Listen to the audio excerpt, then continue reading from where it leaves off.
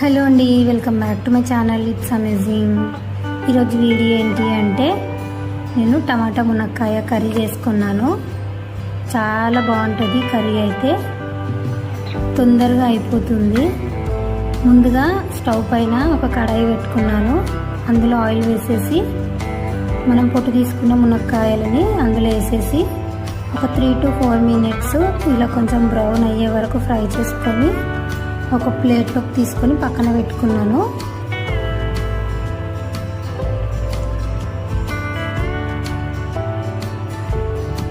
తర్వాత అదే ఆయిల్లో 1/2 tablespoon సాజీరా, ఒక సన్నగా కట్ చేసుకున్న ఆనియన్, 3 సన్నగా కట్ చేసుకున్న పచ్చిమిర్చి వేసి ఫ్రై చేసుకున్నాను.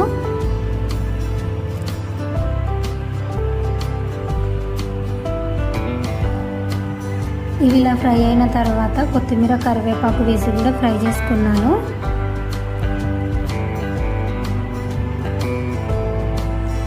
హాఫ్ టేబుల్ స్పూన్ అల్లం వెల్లుల్లి పేస్ట్ వేసుకొని అది పచ్చివాసన పోయేంత వరకు ఫ్రై చేసుకోవాలి. తర్వాత ఒక 1/2 టేబుల్ స్పూన్ పసుపు వేసి కలుపుకోవాలి.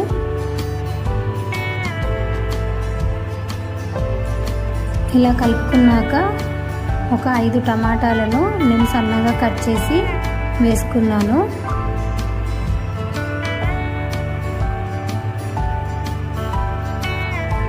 టమాటాలు వేసుకున్నాక ఆయిల్లో మంచిగా కలుపుకోవాలి.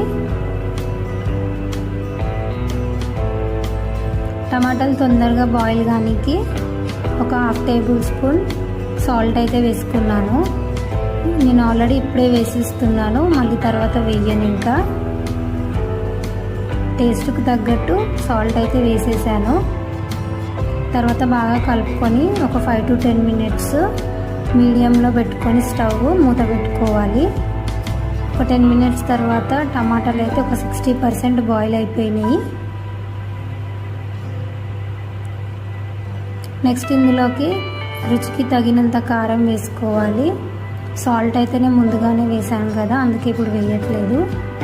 తర్వాత 1/2 టేబుల్ స్పూన్ ధనియాల పొడి కూడా వేస్తున్నాను. ఇది వేసాక బాగా కలుపుకొని మళ్ళీ స్టవ్ని సిమ్లో పెట్టుకొని ఒక 5 to 10 minutes పెట్టుకుంటే చాలు. టమాటా అనేది మొత్తం బాయిల్ అయిపోతుంది. చూడండి, టమాటా అయితే బాయిల్ అయిపోయింది. దీనిలోకి మనము ఫ్రై చేసి పెట్టుకున్న మునక్కాయలను వేసేసి కలుపుకోవాలి. టమాటాలో కలిసేటట్టు మునక్కాయలను కలుపుకోవాలి. ఇలా బాగా కలుపుకున్న తర్వాత స్టవ్ని సిమ్లో పెట్టుకోవాలి. మూత పెట్టేసి స్టవ్ని సిమ్లో పెట్టుకోవాలి ఒక 5 minutes.